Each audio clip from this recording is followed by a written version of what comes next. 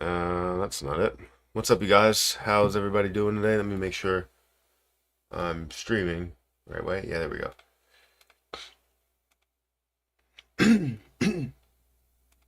Wait, what?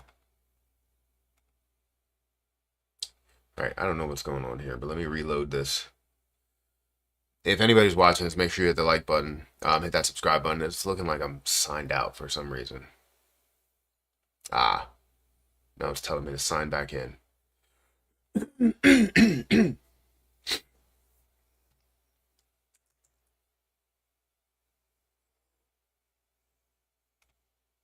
Okay, I don't care about that. And let's switch account. And I still am not signed in. What's going on here, man?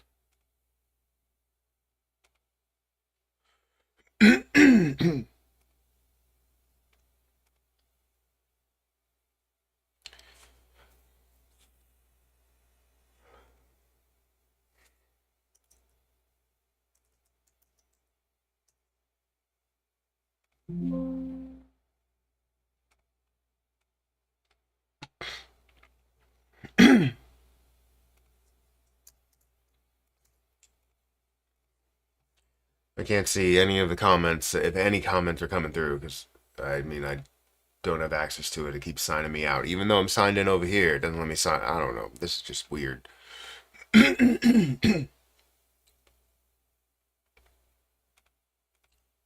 All right. All right. So we have, looks like 46 people that are here. Make sure you guys hit the like button and hit that subscribe button if you guys can. It does help out the channel, and I very much appreciate it.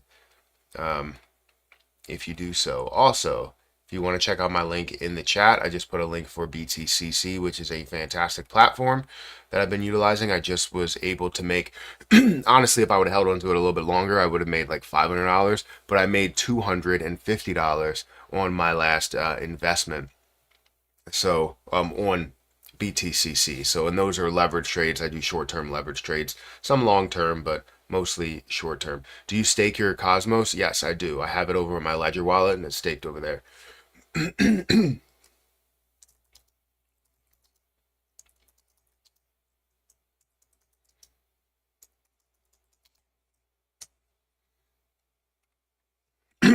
I also started a poll. Why did I not select that? Close. So if you want to answer that poll, feel free to do so. Duration, monetization, auto ad frequency, we'll do 12 minutes. And all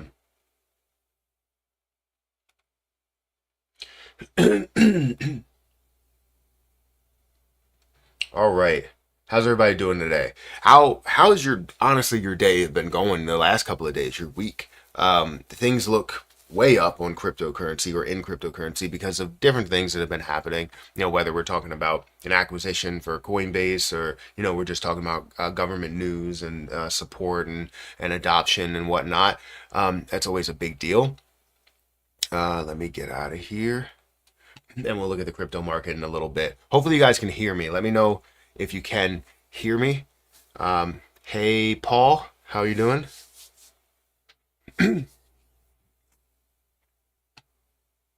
Insane the past days. Yeah, I mean, yeah, it's been pretty great. Good morning, Buck. Hi, Matt. How you doing? Ethereum is north of 2,300. I know. That's the position that I actually held in my leverage trading platform in BTCC. So I recently took profit in that position. Let me see if I can bring that up at all. I recently took profit in that position. I was very excited about that, very happy about it. Trade history, ETH. I made $285, or no, $201 on that. I did end up losing on the JasmyCoin investment that I had. It was just outside of the liquidation point. It was only not, it was $95 that I put forth, or $87 that I put forth. So I ended up losing the $87 that I put in there because it did drop below that liquidation point. But right after that, it bounced back up. So I was a little upset about that because it was literally, I don't know, fractions of a penny away from, bouncing up and being worth hundreds of dollars. But, you have certain ones that just don't play out the right way. So, either way, it worked out in my favor when I look at ETH, but I could have had so much more because my closing price was over $2,000. So you can see that here. My closing price for this was $2,039, while my opening price, right, I opened it at, where was the price at? It's not going to give me where the opening price was. Maybe I'm just missing it.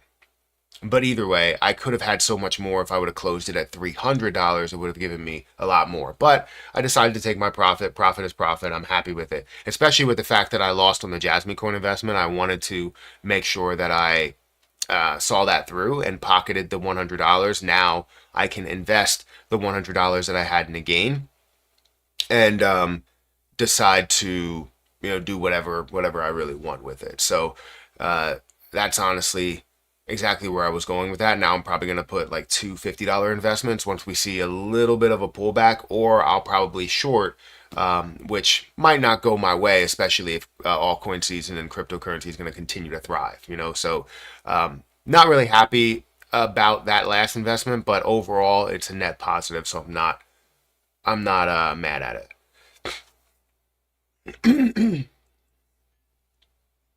But yeah, 2,300. We'll go through that in a couple of seconds. Ethereum rose up like the Undertaker in WWE.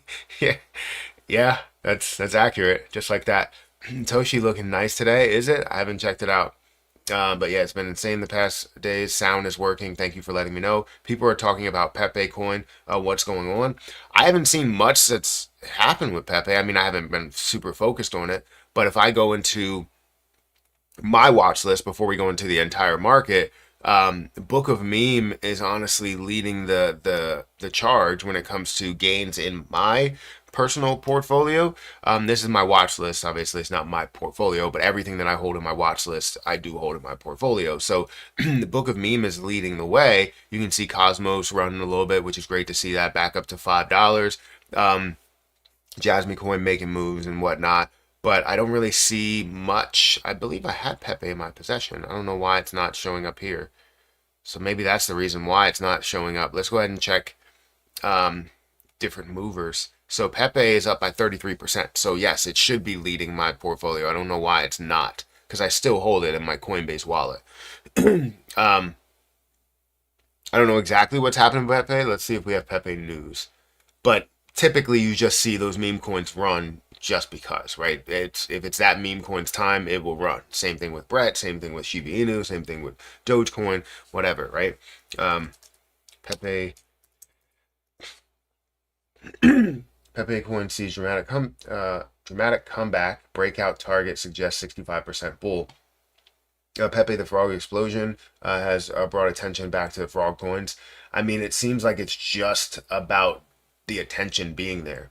And Pepe being at a $5 billion market cap, if you looked at it in the past and you were like, oh, this is at a $1 billion market cap, it's very difficult for it to get to a $2 or $3 billion market cap. Now you're looking at $5 billion market cap and people are like 10 to 20 to 50 is a no-brainer. Obviously, when I was looking at it in the past, I would say Pepe has this potential to get to, a $42 billion market cap, if not more than that. That obviously takes away, another zero as you do see that get to those points. But the problem with what we're seeing here is not the fact, well, it's not really a problem. Well, the thing that we're looking at when we look at Pepe is not about just, what's happening in the news and the adoption that it has. It's a meme coin. It's about the popularity, and the more people are talking about it, the more you're going to see it pump. So that's kind of how it is with memes. We have 123 people here, guys. If you could answer the poll, let me know if you hit the like button. If you don't, and you don't like the video, or you didn't like the video yet, you can hold off and then hit the like button later. Or if you dislike the video, hit the dislike button. Any engagement honestly helps with the channel. So I don't care if it is a like or dislike. Engagement is always necessary and it's always welcome. So I appreciate you guys. Blah, blah, blah. Matt, what do you think about Apecoin? I don't know if I have any more Apecoin. I did have Apecoin before, but then I profited as it went up to, I think it was $30 or something, if I'm not mistaken. So I never got back into it, and I decided to throw some of those gains into other plays. But I think when you look at Apecoin, you're looking at kind of metaverse plays and how strong are metaverse plays right now. I still think they have relevance.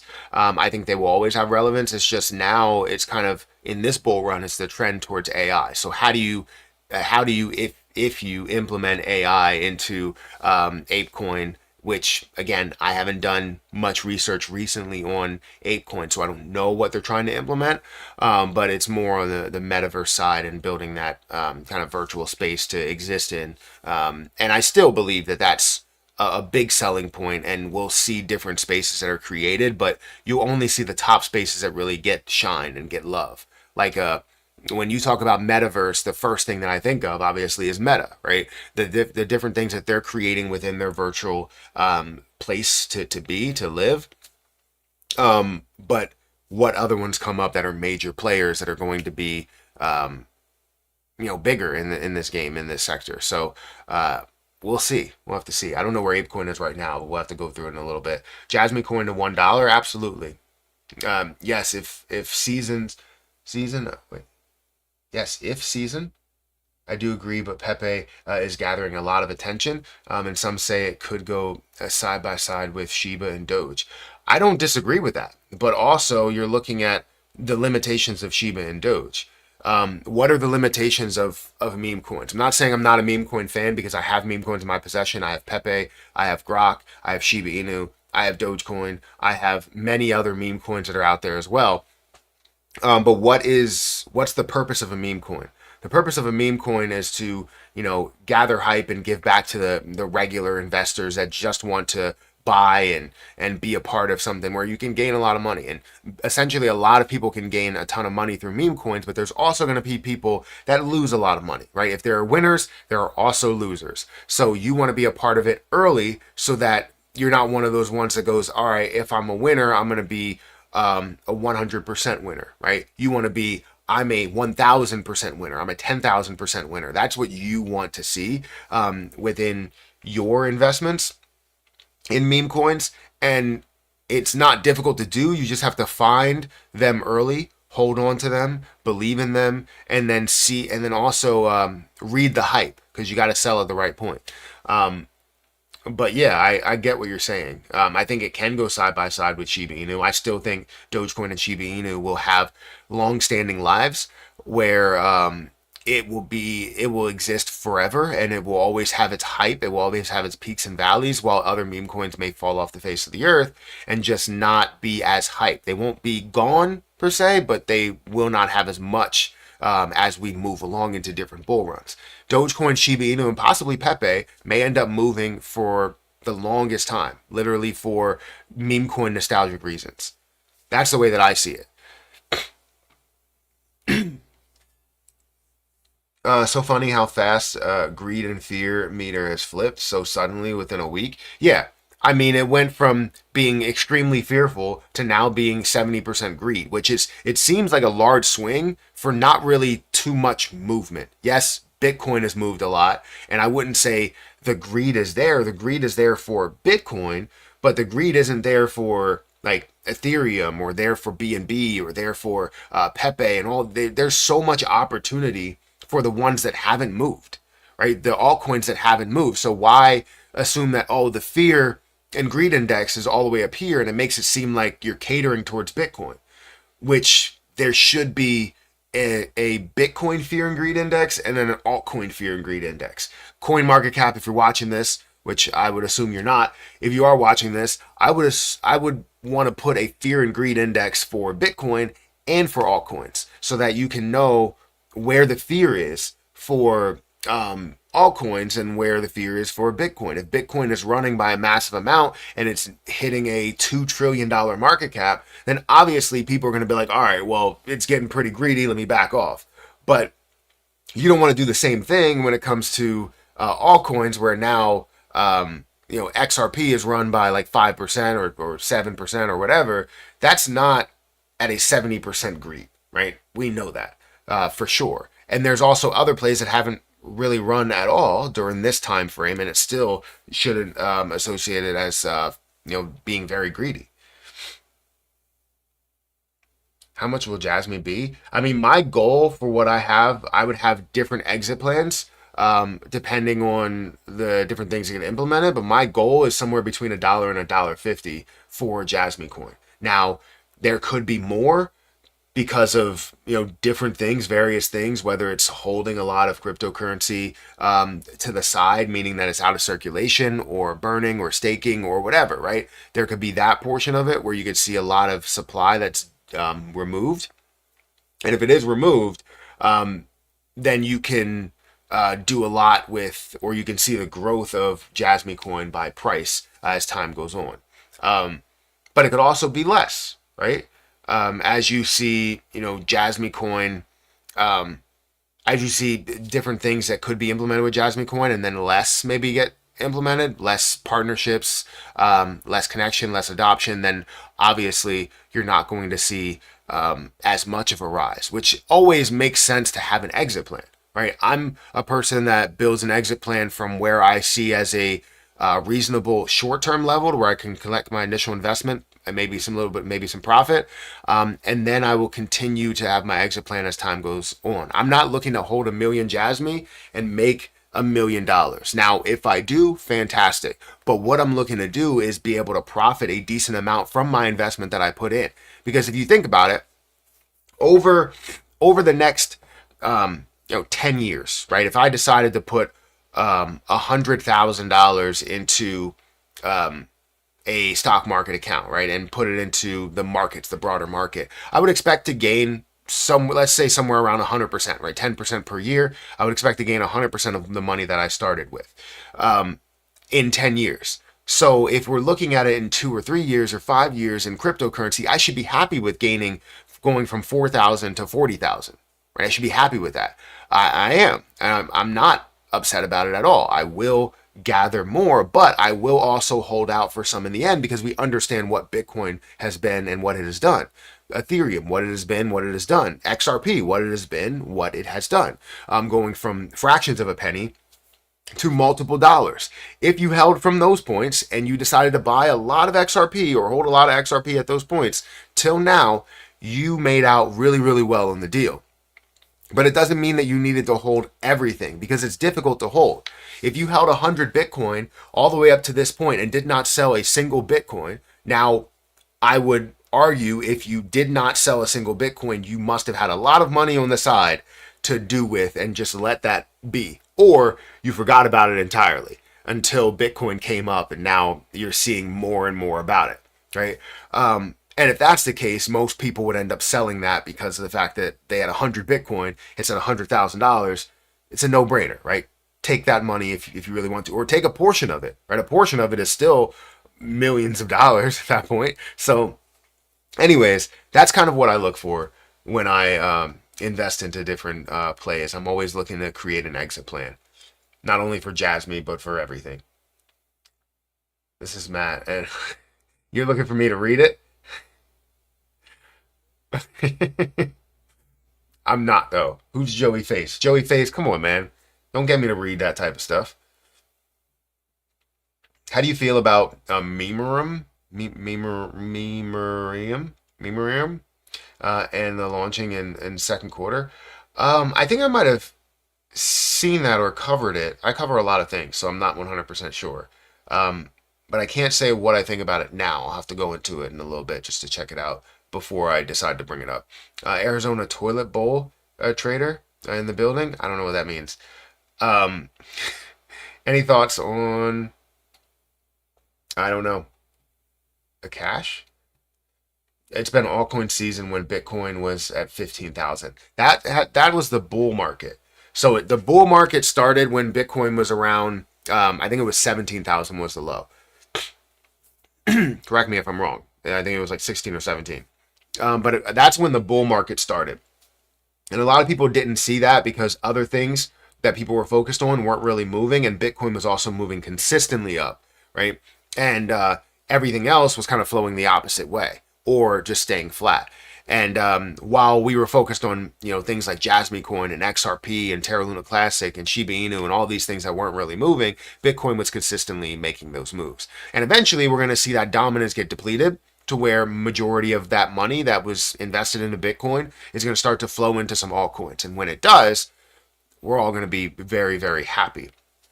And I hope that you see those exit plans through, because the toughest part of investing, and I've said this plenty of times before, the toughest part of investing is actually selling your position.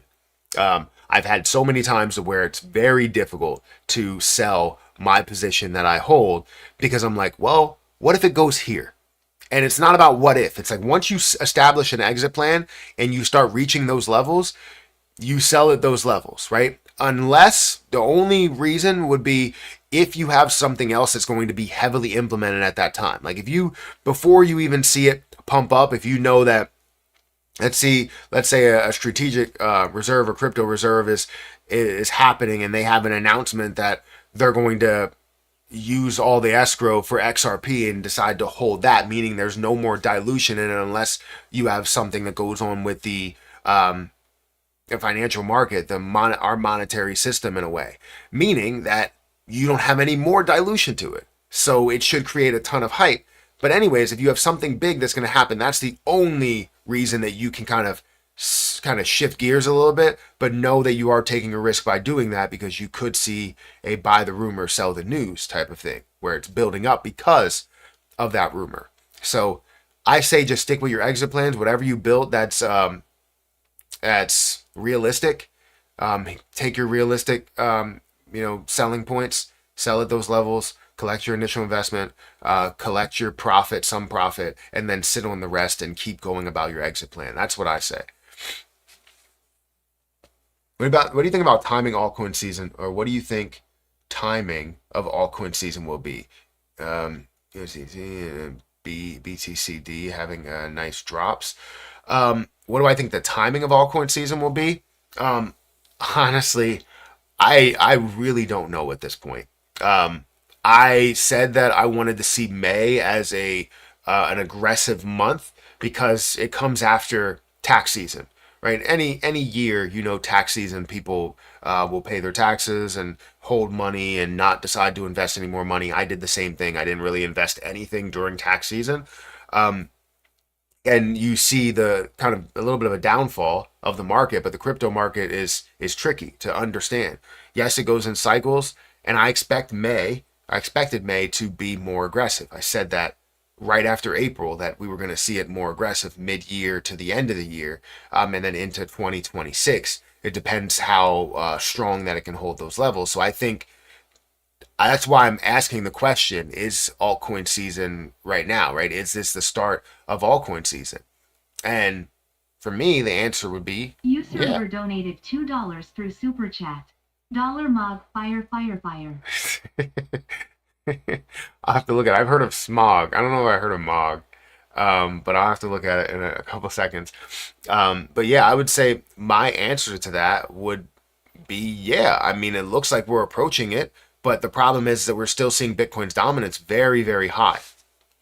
So with that being said, let's go into kind of the markets. Let's look at MOG. Someone said MOG is $MOG, fire. It's up by 10% today. You're seeing it at a 501 level, $400 million market cap with $100 million worth of volume, $24 million or 24% volume to market cap ratio with virtually all of the supply that is out there. So you don't have to worry about any dilution. It's good to see. I think, I would imagine that this is a meme coin as well. Let's see, what's the highest market cap that this got to over all that time? So it looks like $1.4 billion, and it currently stands at a $400 million market cap.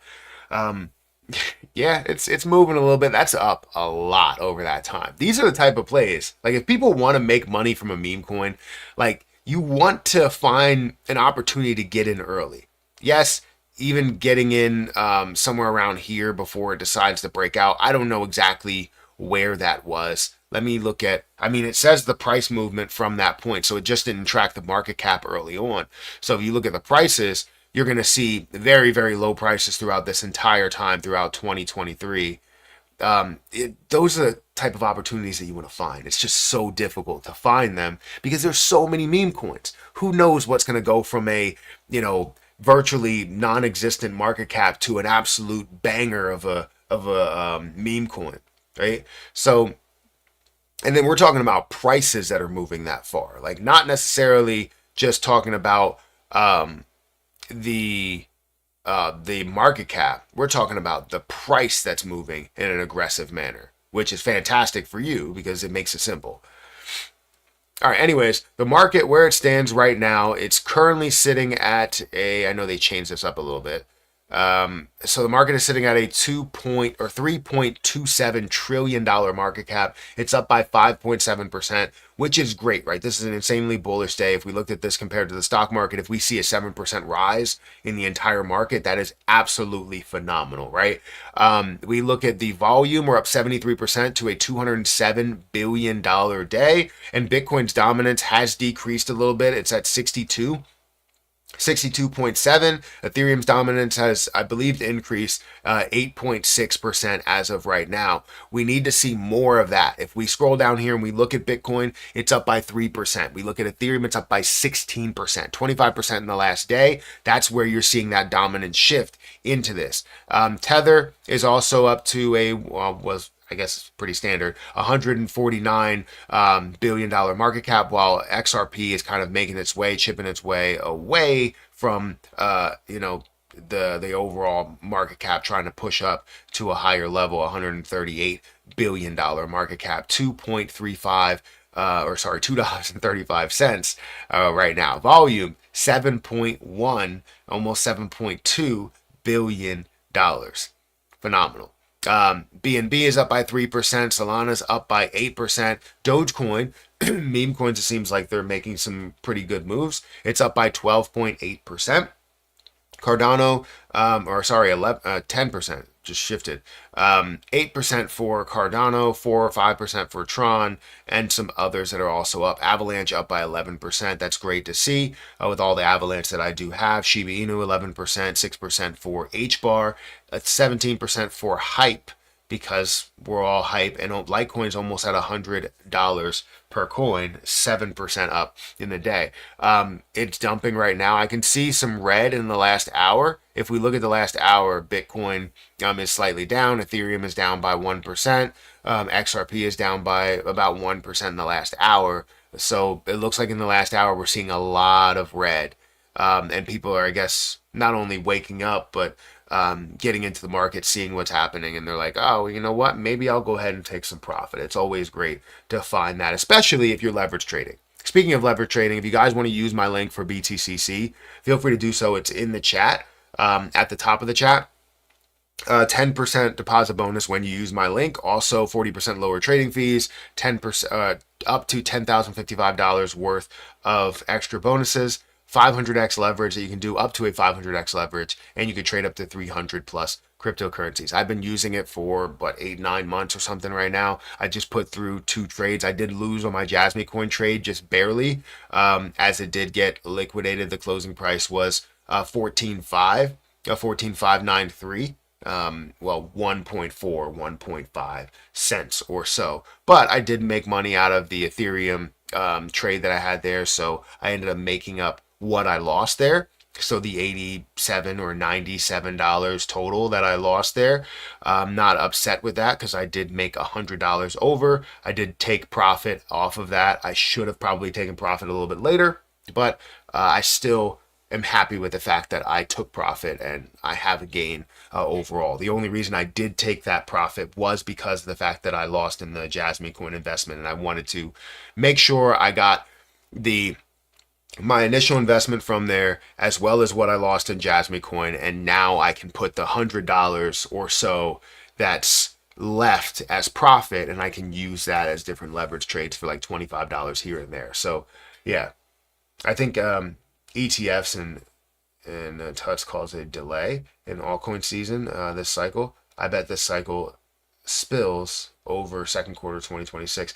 I don't disagree with you. I do think that we're going to see that kind of push to 2026. What we what we saw in the last bull run, when we saw the aggressive movement, it was from like May to May, it seemed like, or May to April, somewhere around those. But obviously, well, not obviously. Well, it was obvious. The reason why we really saw that kind of start the bear market was because of everything that happened with Terra Luna Classic, where it's like, this is a lot of negativity towards crypto. I need to get out of here and I need to, just kind of sit on the sidelines, which a lot of people did, and also institutions did. If ETH gets back to 4K, yes, it's officially altcoin season. Well, yeah, then you'll see. But however, if Ethereum gets to 4K or 5K, pushes those levels, and then you see Bitcoin that also pushes up to $120,000 or $150,000, it's not necessarily altcoin season. We have to see that shift where a lot of money is starting to flow into altcoins and other things that have a high belief. But right now, it's not 100% confirmed. I would imagine that we're very close because of being after tax season. I believed that May was going to be a significant time period as long as we didn't see any crazy negative news. And it looks like a lot of the news that's coming out for cryptocurrency is more or less positive than anything. Crow's CRO, Matt's first love, on Back Matt's Blessing. Well, CRO is my first love. I still do have CRO. I still invest in a CRO every day. I am starting to invest $30 into SCHD, which is a dividend, an ETF, that I'm investing into the stock market because I have my dividend portfolio. But that's going to be over on my Matthew Perry 2 channel, where I talk about my dividend portfolio and stocks and different things that I like there. So I do plan on consistently investing money into this play here, SCHD, which I did. Let me see my recent buys. Let me see if that comes up. It should come up as my recent purchases. There we go. So yeah, 21 hours ago, let me go ahead and show. 21 hours ago, I bought $30 worth of SCHD, which should get me one. Every time I buy $30 worth, it should get me at least one of SCHD. Probably until I reach 2,000 shares, and then I'm going to kind of maybe call it quits from investing $30 per day. So honestly, I would need to get to, how many shares do I have? I have 1,662. So that's how many days I'm going to need to invest. Let's say it's going to be about a year that I'm going to invest into SCHD every single day, until I get up to that 2,000 mark. Now, if I decide to invest a lump sum in there, maybe I'll do that. I don't know, but I will consistently invest into that. That's my whole stock market position as well. But Ethereum looks fantastic. If you don't know, I have a decent amount of Ethereum. Well, not a decent amount. I have like 5 or 6 Ethereum, 7 Ethereum, 2 that's sitting in my actual Coinbase wallet, 5 that's sitting in my Forever wallet, where I don't plan to really do anything with it. So even if it hits 5,000, 10,000, I'm not selling it. By the time your bank offers crypto services, you're too late. Exchanges are offering crypto stocks, ETF yields. Banks are way behind. I agree with you. There's many people that are like, I've talked to about this, and I was like, all right, well, XRP could be easily implemented into banks, right? And they were like, well, when I see these things happen, when I see it come in the news, that's where I'll start to heavily invest into cryptocurrency. Or not heavily invest, or they'll start to invest into cryptocurrency. And I was like, honestly, you should be starting. You should have already been starting, right? You should have already been putting things into, you should have been doing your research like you do with the stock market, and decide to throw it into an XRP or a Bitcoin or an Ethereum or something that has a lot of strength, that's at the top of the market. If you're going to start, then start with some of the ones that are maybe a little more consistent. Now, cryptocurrency in general is not consistent, but start with those plays. It just makes sense. Then you can kind of take some risk and go into meme coins or not. You don't have to. Everybody thinks that cryptocurrency is all about meme coins, and that's not the case. It's not about just meme coins. It's about plays that can actually be utilized in our world today. My balance is going between 18.5K to 19.3K.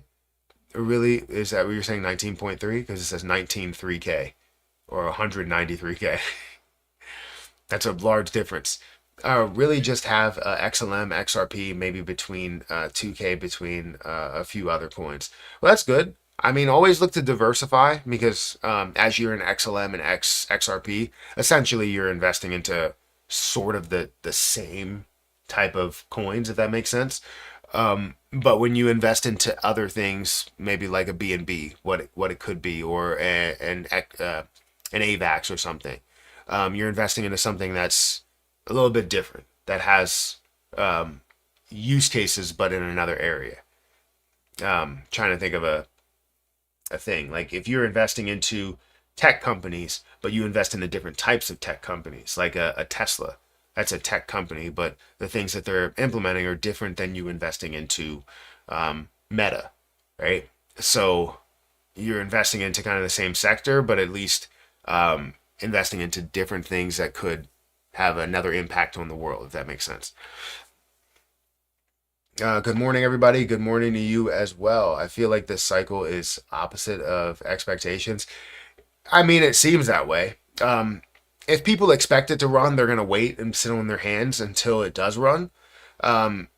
So it's so difficult to say exactly when things are going to run because you can look at all the news and look at all the different information to say, this is the day. If you tell somebody that, let's say you're going to be able to make this much money on this day, or everything's going to run on this day, then you're going to make sure you have it around that day, and you're not going to do anything with it until you get to that point, right? If people are sitting on their hands and they're like, all right, well, cryptocurrency market altcoin season is going to happen this year, they're just waiting around for that to happen. They're not making any newer investments. Maybe they'll see some here and there that they'll decide to buy into, but it's not a crazy amount of money that's going into it. But as you have newer news and not just, oh, this is going to run type of thing, give me a second.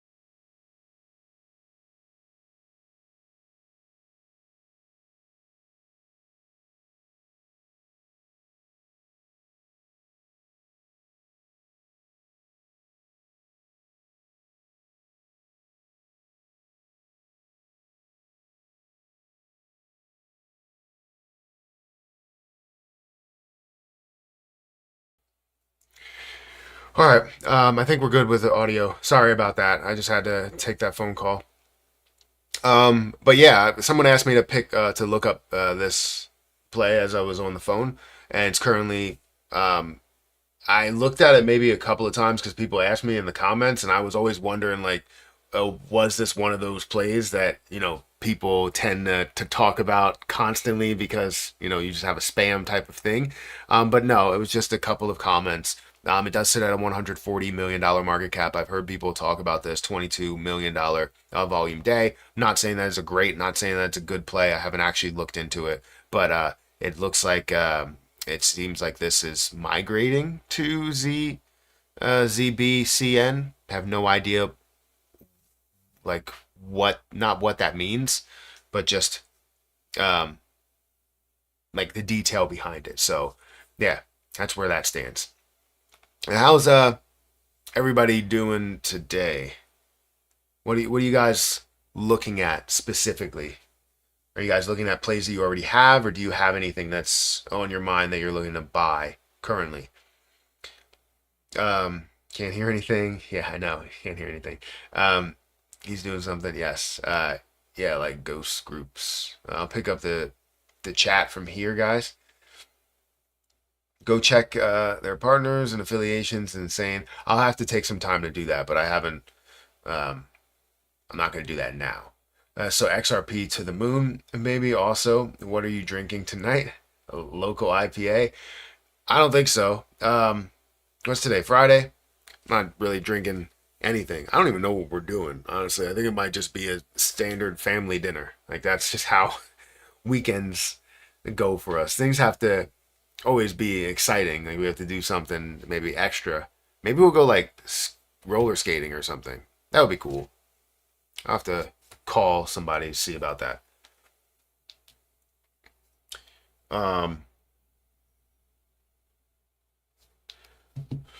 It is already migrated. Okay. Well, yeah, that makes sense. Not spam play. Yeah, it doesn't look like it because I've only seen a couple of comments. He won't even check their website to see their partners. I won't do it now. And if you have a problem with that, yeah, then I won't check it at all. Any Jasmy updates? Not at the moment. Not any like type of news that's going on. Just really price movement. Short-term predictions or long-term for later this year. That's why I really can't have. That's why I really can't have many videos on kind of the same coins. People want to hear about these coins and different things that are going on, but there's just nothing going on with them. Like anything exciting besides if we have a day to where it's moving. Like if JasmyCoin, let me go back to my watch list.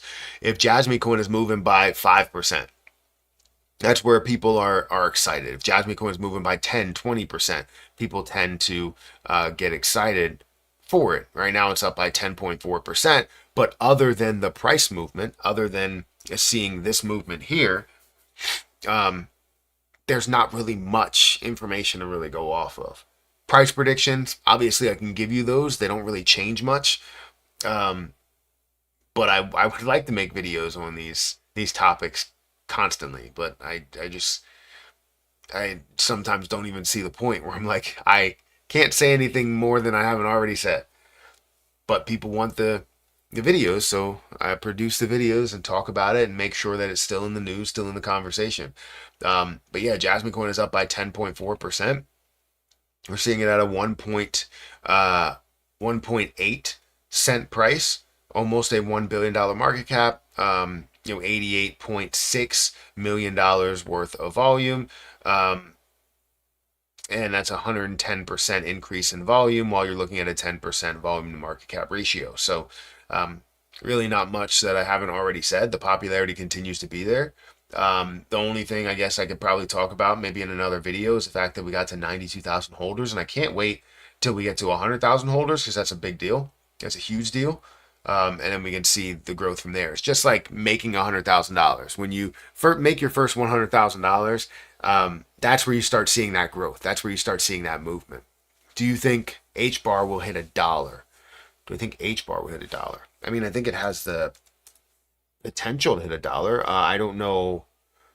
At a $42 billion market cap, yeah, Yeah, I do. It's currently sitting at a 20-cent price.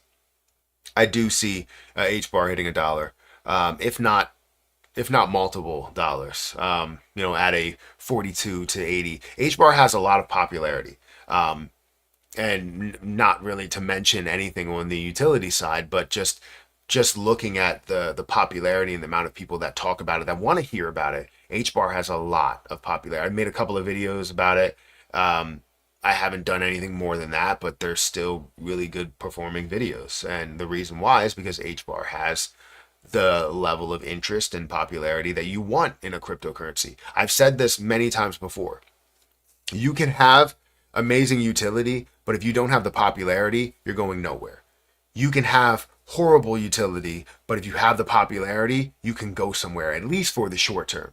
Now, if you want to remain where you are, if not skyrocket even further and kind of level out up at those levels, you need to have some form of utility to keep people there. Because if your whole reason for holding it is a meme coin related thing where you're looking for it to get to $1 price, and then what happens when it gets to $1?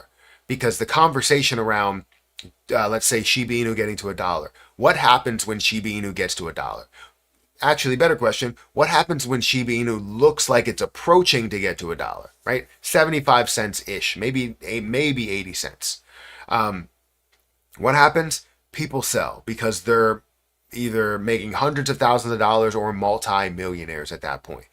Why wait for $1 when you can, when you have 100 million coins and it's at 50 cents and that's $50 million? That's sounds great to me. $50 million sounds fantastic. But $5 million sounds fantastic, right? That's the thing, is when the whole idea and the whole purpose is to get to a certain price level, that's where you start seeing the reaction to it, where people sell at those levels. When it gets to that level, that's the peak point. There's nothing more that you can ask for that to do, or have for you at least. Now, you can see multiple levels of that, but usually the multiple levels of certain prices getting hit will be because of different things that are implemented, different utility, and different rumors that are out there. So for shits and giggles, let's just talk about XRP, right?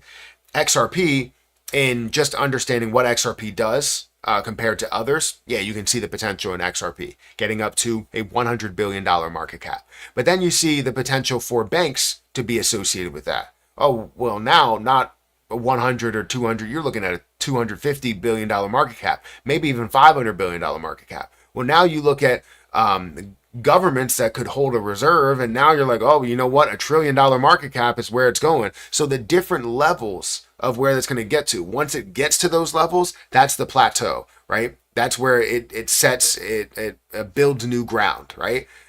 Sets up shop, sets up camp. And then you're going to see it take off again once other things happen for that, or even the rumor of other things happening. So for most cases, for HBAR, for XRP, for BNB, for Ethereum, and many other, utility projects, right? You have those multiple levels, multiple plateaus, multiple building grounds or campgrounds that they stay at, which you can call consolidation points, to where they react after the next thing that happens. Not even building a new support, right? I would say you establish supports on the way there, so you can establish an ascending support.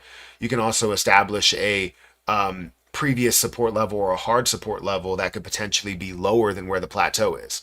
But what I'm saying is that typically you see that hovering point where it's a consolidation point where it is plateauing or a campground, right? But then you could also see lower, you can also see a little bit higher, but the point is that the average is around that area. Do you still have your Solana VM? I still have everything that I've invested into, pretty much. Yes, it's somewhere. It's in my wallet's at somewhere, some point. The problem that I have is that I invest into so many things, whether it's a smaller amount or a larger amount. I think I invested a few $100s into that, and now it's up to like thousands or something. And if I'm holding a certain amount, I have to figure out where it is. So for some of these plays, they may be in my Coinbase wallet. They may be in my Coinbase exchange. They may be in, BTCC. It might be in MetaMask. It might be in TerraStation wallet. It might be in is it Soulflare? I don't even really know what it is. I just have so many different wallets and so many different places that I now have to remember where it's going to be. Matt, XRP to $15 this year. I wouldn't say no. I would love to see $10 to $20 this year. But honestly, I really want to see my two initial exit plan prices to get hit first, which I believe are 5 and 10, or even approaching 10. It might be 9, but I want to see those exit plan prices get hit, and then I can do something with that, because currently, when it gets to a $5 point, I will take out my initial investment plus a decent amount of profit. Now, that profit that sits there, I would hope that it's long term. The issue with that is that I don't know if it would be. I don't know the last time I bought XRP. But I want to make sure all of it's long term. The first initial investment probably won't be, like, when I take my initial investment plus profit, it's not going to be long term. I don't think so. Unless it happens towards the end of the year, which then the prediction of getting to $15 by the end of the year wouldn't happen, because $5 and then jumping to, 3 times that is kind of insane. If Shiba hit $1, I'll be rich. Of course, right? I'm holding about 100 million Shiba Inu. If Shiba Inu hit $1, absolutely I would have a lot of money. But also, just think about the people that are holding single digit millions or double digit millions or even triple digit millions, or looking at billions of Shiba Inu that they're holding. Because right now it wouldn't be ridiculous for you to have that much. It's just you're putting a lot of eggs into a meme coin basket. As you approach some of these lower levels, those people that have so much more are going to take profit first, and then it's going to create a train to where many people decide to get out of that position as well. And it's not always a good thing, because it can create a liquidation train. $1 target for HBAR is a conservative target. Yeah, I would agree. That's like a few tens of billions. And where it stands now, you're basically only looking at a 5x from where we are, which is not ridiculous. I read that. With adoption, I don't think we are going to see a massive dump and extended bull market cycle has shortened. Cycle has shortened. So I sort of agree with you, Nick. I believe that what we've seen in the past is based off of a lot of speculation, and I feel like with all the ETFs, the adoption, the use cases, the traditionalists that are getting into it, the ETFs, all of those things, I feel like that creates less inconsistency, right? And it creates more consistency because people are buying it to hold it. Now, with the ETFs we have now, it's more towards the individual position, which isn't necessarily going to help out the broader market in a way. It does bring the mindset of traditionalists into it, where people want to invest and buy and hold, and it's not going to be looked at as the same way as, like, say, a Bitcoin ETF is not going to be looked at just like an SCHD. SCHD invests into multiple companies and across the board, and you're seeing different sectors, and you're seeing that consistent movement. For Bitcoin, you're going to see it track Bitcoin, which is the fluctuation that happened. Now, with more people that are invested into it, more traditionalists, more long-term believers, it may be a little bit more consistent than what it was, but it just won't be as consistent as the ETF. Now, if you have an all-encompassing ETF where one ETF invests into the broader market, and people as traditionalists are saying, I want to invest into crypto. This firm has created this ETF that invests 30% into Bitcoin, 20% into Ethereum, 10% into XRP, and then all these others that are mixed in there, right? You look at the broader market and what they're investing into, and now you're seeing that consistent movement. Or instead of just going, oh, this is what we're doing, we take the top 100 coins and you break it down by percentage, and then you invest by that percentage based on where they are in the top 100. Now, it'll be difficult because the top 100 changes so quickly, so rapidly, especially at the bottom half, where you'll see something shift in, something shift back out, right? And another thing shift out, and while others just get bumped up because that got shifted out the top 100. So the point is that seeing those all-encompassing ETFs will give us the shortened bear market that we all believe we should have, right? We should be seeing more consistency, and then we only have an aggressive bear market when something aggressive happens in the news, right? When something aggressive happens in the government, when something aggressive happens globally, whether it's war or whatever, right? That's kind of what we would look for. But for right now, cryptocurrency is still inconsistent. But it's a lot more consistent than what it was in the past, where Bitcoin would go up to 20,000, back down to 2,000, right? We're talking about a 90% drop. And I don't think in this next bear market that we see, we're going to see a 90, 80, or 70% drop. I think it's going to get to somewhere around maybe 40 or 50% because of the amount, the mass of people that are invested into crypto and the different things that we are investing into, whether it's a third party to invest directly into crypto, or it's different companies or something. So there's so many things to factor into here. But my target for XRP is $8. Might sound crazy, but I think it's happening in 2025. I don't think you're crazy. I think you think with a clear mind, and while you say your target is $8, it doesn't mean that you're only settling for $8. And I think that's where people get it mistaken, where if I talk about XRP to $100, they're thinking that I'm holding 200,000 coins until I get to $100. No, I'm not doing that. I won't have that much coins at 100,000 or at $100. I won't. But they think that that's the case and that I'm just pushing for that level. I'm telling you what the potential is, what the ceiling is. It's like saying, going into Empire State Building. I don't know how many floors there are. Let's say there's 75 floors, right? I don't.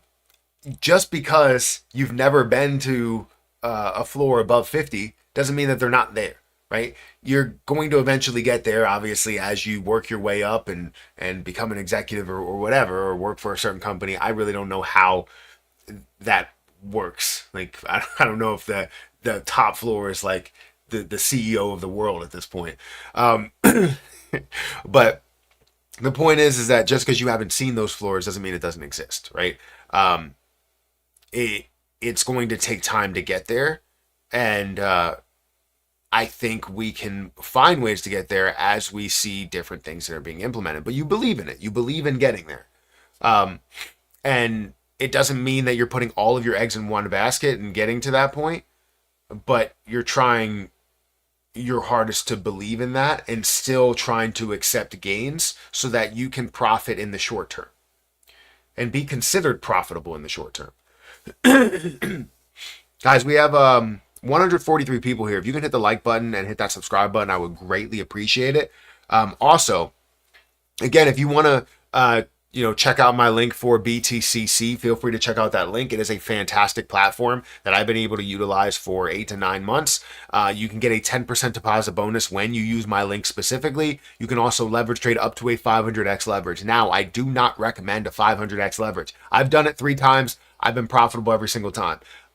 That's a luxury to be profitable every time, because a 0.5% decrease in that price and immediately you lose everything that you've invested. Now, granted, the 3 times that I've invested, it was no more than $20. there was one time where it was just $5, and I ended up making a good amount. I think it was like $40 or $50 from it. But that's just because I saw a low point and I decided to invest in that low point. Now, when I saw the extreme low point where I invested $20 into it, I was able to make a hell of a lot more money from that $20 investment. But I don't ever recommend a 500x leverage. I recommend like a 2x leverage, a 10x leverage, or even trading outright. All leverage trading does is it gives you a little bit more. So let's say you were looking to invest $1,000 into Ethereum and you were like, there's no way that this is going to drop 50%. It doesn't make sense for you to just, it may make sense to you to just throw your money in there and get your Ethereum. You have $1,000 worth of Ethereum, 0.5-ish Ethereum right now. But if you wanted to gather a whole Ethereum and make the money off of a whole Ethereum, you would leverage trade to where you would do a 2x leverage, right? Now you're putting in $1,000. They're giving you $1,000. So you're able to buy one whole Bitcoin, not at the current prices because it's like 2,300, but you're able to buy one whole Bitcoin. And then as Bitcoin runs, you can make the money off of that one whole Bitcoin instead of a half a Bitcoin. Now the downside is the fact that if it drops by 50%, you lose everything that you've invested. When in fact that if you decide to buy Ethereum and it drops by 50%, if you bought it outright, let's say you bought $1,000 outright and it drops by 50%, you would only lose half of what you put in there, which is you would end up losing $500. But if you leverage trade and it drops by 50%, you lose all of it, 100% of what you invested. Now, the risk to reward, you could see Ethereum run to $10,000 and then you make the money off of one whole Ethereum rather than a half of Ethereum, because the gains on a half of Ethereum to $10,000, you have $5,000, which would be 5,000. Let's say it gets to $10,000, you would end up just getting $5,000. So it would be a half of Ethereum, right? Now, if you decide to have a whole Ethereum, you would be able to gain your, you would give back your $1,000 that you gave to them, and you would basically gain $9,000 off of that, right? $8,000 off of it. So it would have been a little bit more than what you put into it, right? A lot more than what you put into it. And it would be $3,000 more than what you would have done from the beginning at a 2x leverage. So the point is that you're giving yourself a little bit more as you do that, but you're also taking on a little bit risk. And without risk, you don't reach these larger rewards.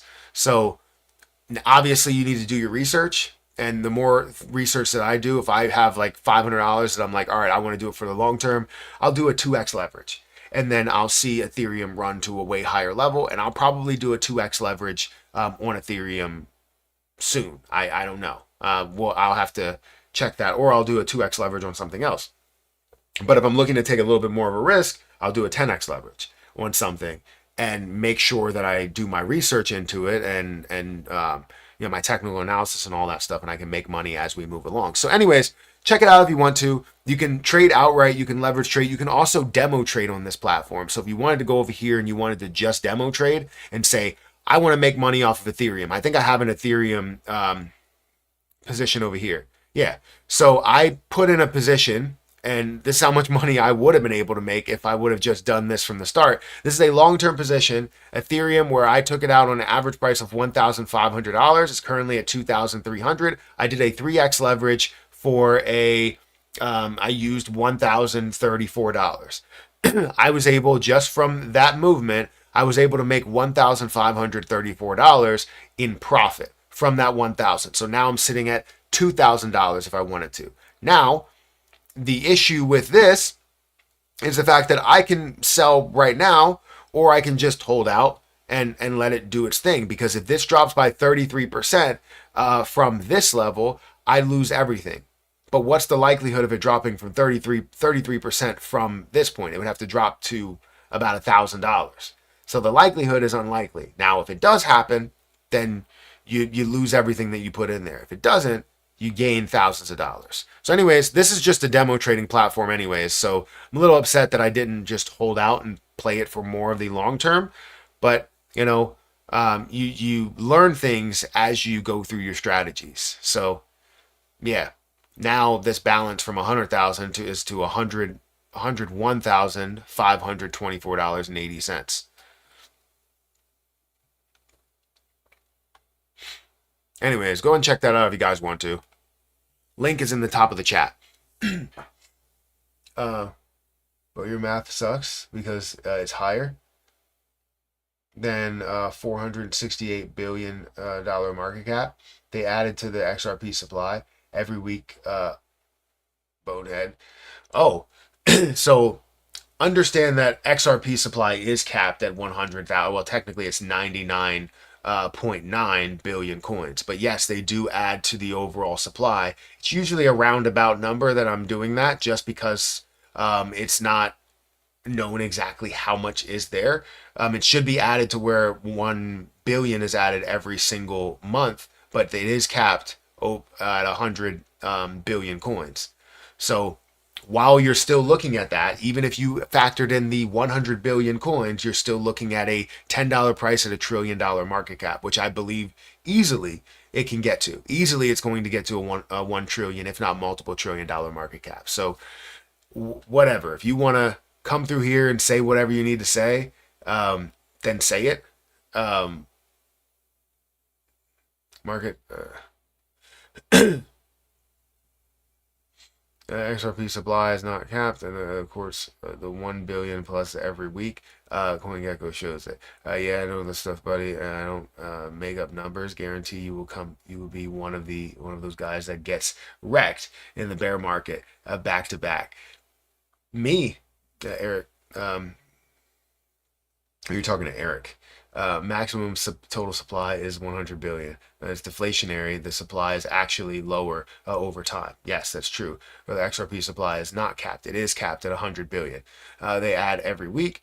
You're talking about the overall circulating supply. Now, what do you think about AMP and SwiftCoin? So I like SwiftCoin. I have a decent amount of it. I ended up taking profit from SwiftCoin as it ran up to 3 cents. I took my initial investment plus some profit, which I ended up getting. I think it was 1,800 worth of profit while keeping the 3,000 plus dollars. It was like 4,800 that I took in profit, or in total. 3,000 that I put in there, 1,800 in profit. Now I still hold 500,000 coins. I only took 100,000 coins at that point. And it might have been a little bit over 100,000 coins. Whatever the price was, it got me to $4,800. But I still have 500,000 SwiftCoin. I like that play. I'm a big fan of it. AMP, I did have it before. I just don't have it now. I don't think I was a big fan of the supply issue that they were dealing with, as well as the fact that I couldn't even hold it because the only place that offered it for me was Gate.io, and I don't have access to Gate.io anymore, so I had to withdraw everything that I had in there, which meant that I had to sell the AMP and put that over in Coinbase, which I think I eventually put it into like ADA or something.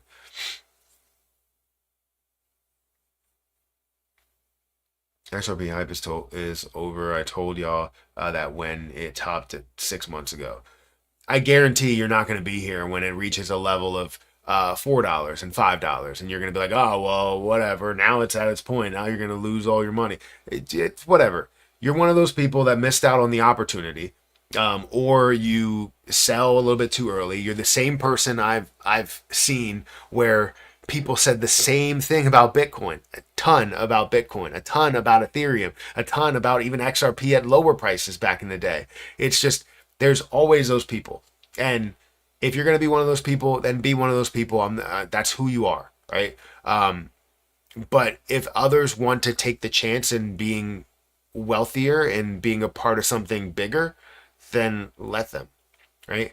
I want to be a part of something that's a lot bigger than just, oh, XRP is about only the gains. It's not. It's about the gains. It's about the use.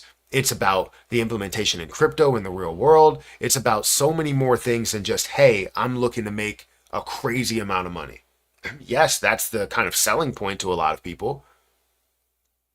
But, we all had our chances to get into something, to be a part of something bigger, and we deny it for some reason. I'm not denying this because of somebody else that wants to come through and go, oh, well, you need to sell everything that you own because XRP hit its top. If that's your opinion, that's your opinion. It's not going to change mine. You can keep telling me what you think you know. Bro rich as hell off of crypto and he ain't going to see a bear market.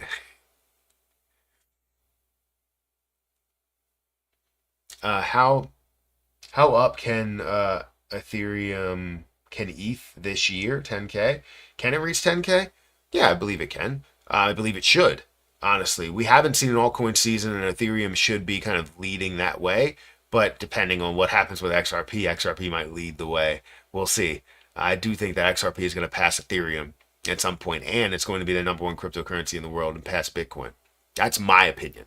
Right now, is that 100% true to everybody? No, you could be a big fan of XRP and you could disagree with me in the fact that I believe XRP is going to be the number one cryptocurrency in the world. If I think about crypto and I'm like, hey, this is what crypto is going to be used for, everything that XRP does is what I would consider crypto to be physically and mentally and spiritually, all that stuff, right? I expect it to be that. So when Bitcoin was first talked about as being able to be used as the currency of the world's global currency, it made no sense to do it that way. It takes too long. It's less efficient. It's all the stuff that we really don't want in a cryptocurrency. We would love for that to happen instantaneously. And the argument behind that was that banks right now do it instantaneously. So it doesn't make sense for you to wait a certain amount of time at the cash register trying to pay in Bitcoin. But in reality, if banks are implemented, banks would do it the same way that they do it now. Cash is very difficult to get to one place to another, especially one country to another. So if you're looking to do that, it's going to take you a longer period of time to transfer that wealth from one bank to another bank, right? It could be multiple hours, it could be multiple days. A lot of times it's 3 to 5 business days that they're trying to push that to where it's pending for a long period of time. For Ethereum or for Bitcoin, it could be 15 minutes, which is not horrible. However, if you could do something in seconds, that's a lot better. If something is a lot faster, is a lot cheaper, then we will take that 9 times out of 10 as long as it is secure, which it is as well. So XRP kind of fits all of those areas, and while you do have others that also have a fast transaction time, maybe even quicker than seconds, which honestly, who needs it that quick? It's seconds. It doesn't matter if you're waiting. What matters is the fact that you have that and you have the level of popularity. The popularity is doing nothing but growing for XRP.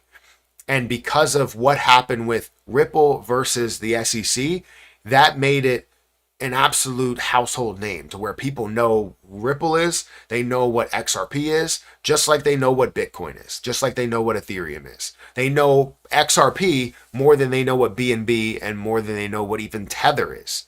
Right? You ask somebody about cryptocurrency, they're more likely to name Bitcoin, Ethereum, and XRP more than they're likely to name any stablecoin that's in the market. Did you make use of the opportunity in the Kronos app to stake your Kronos for 15% for a fixed term of 12 months? I did not in the Kronos app specifically, or the DeFi app, because I hold majority of my CRO in the crypto.com app. But then I also have a decent amount that's sitting over in my Ledger wallet that I wanted to stake over there, but they didn't allow me to stake because I think I would have to download another app, which I don't have space for any more apps on that device. Which is crazy. I mean, if you're putting crypto on there, like why can't I download that many apps to have that many different cryptocurrencies on that Ledger wallet? Why do I have to now have another Ledger wallet in order to fit the other crypto that I want on there? I feel like it should be I feel like I should have enough space, or it should have enough space for any of the apps that you want to download. I don't know if all of them are like that. If like the ones without a screen are like that. But yeah, I mean, the apps take up so much space versus the actual crypto that's on there.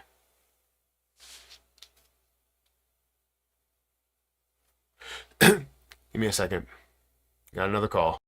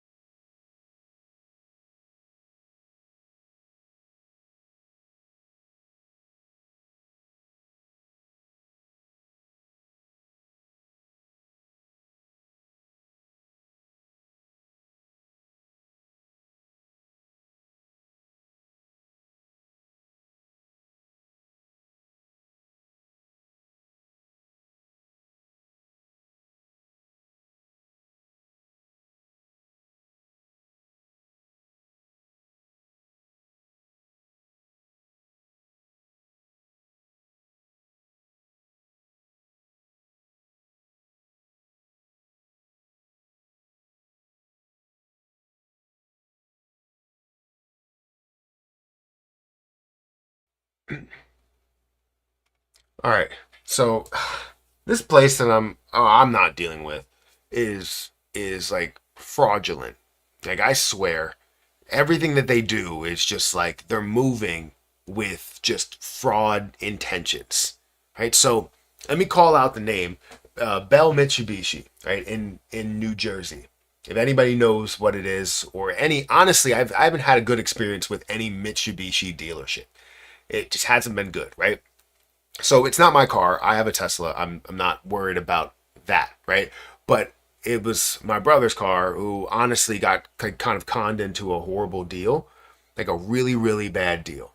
And it's not his fault, right? When they try and find people that don't fully know about getting a car, or what to ask and what to look for when you're getting a car, and they just primarily look for payments. What a dealership will do, if I had to give you any advice, what a dealership will do in most cases is they will try and get what your lowest payment is, and they will try and get you to that payment as best of their ability, right? But it doesn't mean that they're not going to give you the workaround on that price.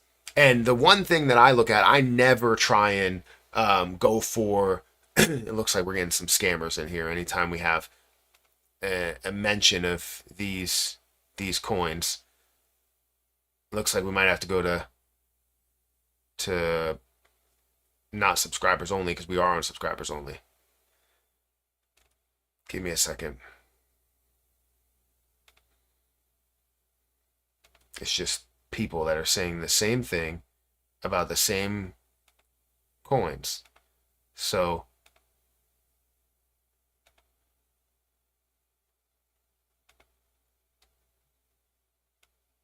I didn't even think they could do that.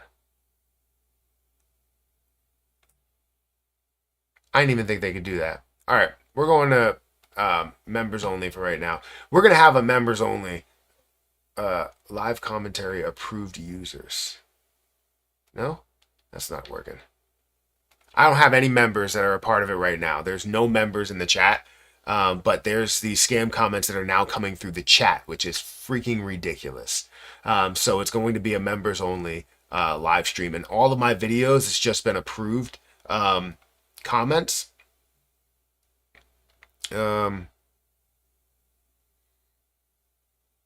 But now we're getting all of these other things, which are, they're becoming subscribers, I guess. Because the only way you can comment is by subscribing.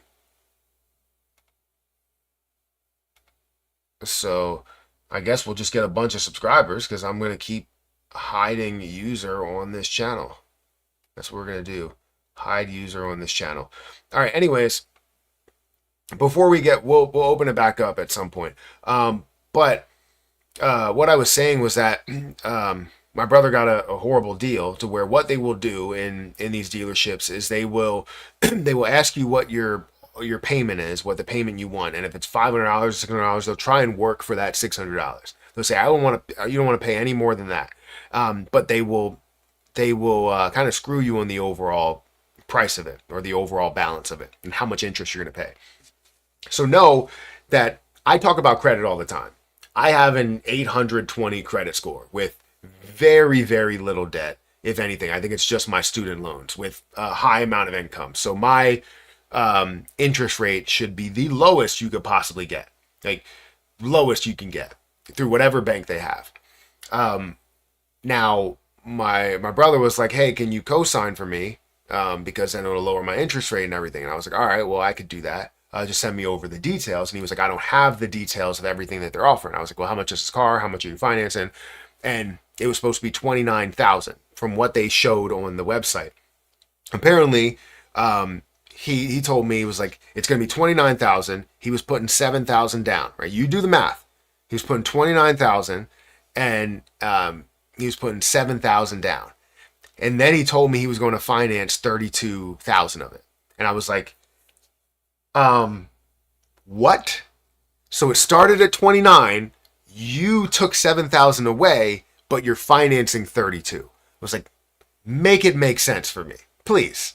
And he was like, honestly, they're adding like extra things like warranties and wheel and tire and all that stuff. And I was like, he was like, that equals to like $3,000. I was like, that still doesn't add up. I was like, you are putting 7,000 down. Like, you are, like, even if you add the extra 1,000 that you have for tags, taxes, and titles or whatever, or I guess it would be 2,000 or something like that for those tags, taxes, and titles, you'd be like, all right, well, it's still not adding up. It's not making sense. You shouldn't have to finance more than what you have if you're putting 7,000 down. Makes no sense.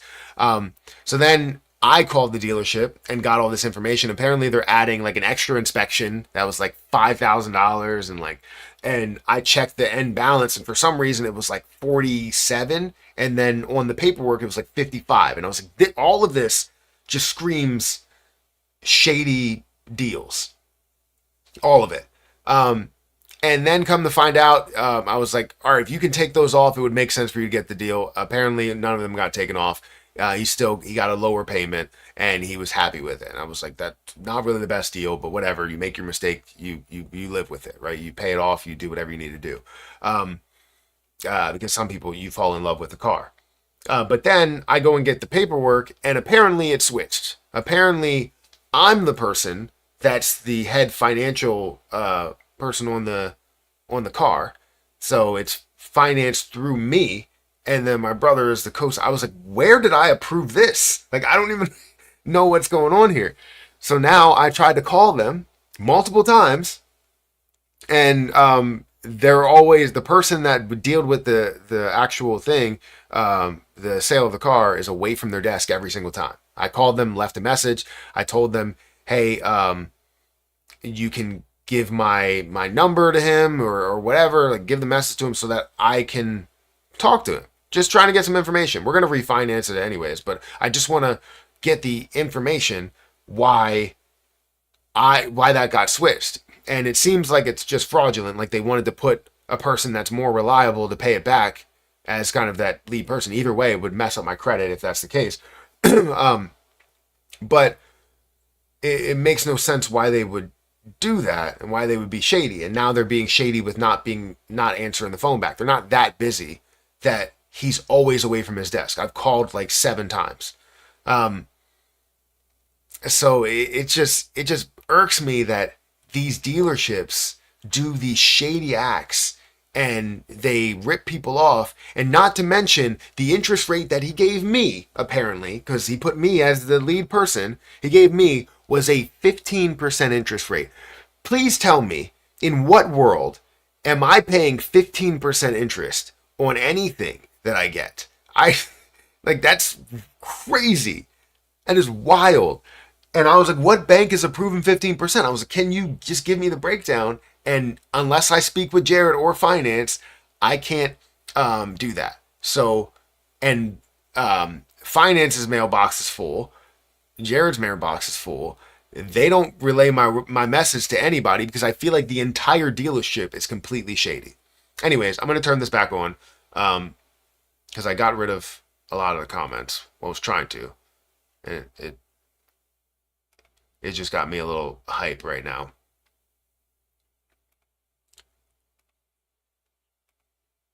I need some moderators. Do we have anybody that wants to be a moderator? Obviously, I need to see some action from you before we do that.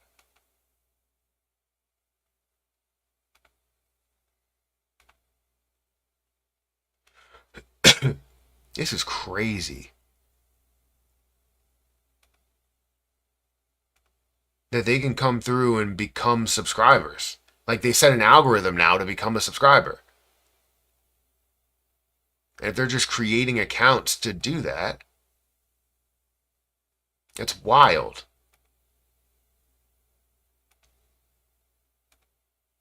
And I mean, if they want to become a subscriber, then they become a subscriber and I just gain, 40 or 100 new subscribers right now.